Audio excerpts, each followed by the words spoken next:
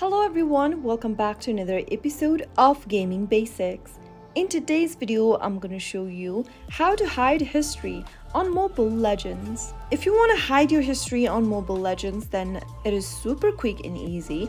Simply keep watching the video till the end and don't forget to subscribe to our channel by hitting that subscribe button. Press the notification bell so that you'll never miss another upcoming upload from us. If you want to hide your history on Mobile Legends, then first open your Mobile Legends application and make sure that you are logged into your account. Once logged in, simply tap on the gear icon at the top right hand corner. Soon after you do that, you'll be able to open up the settings tab. Now tap on privacy located at the bottom left and you'll be able to see a tab where it says show history. Go ahead and tap on hide to all and you'll be able to hide your history on Mobile Legends. You also have an option to show your history to your friends and all.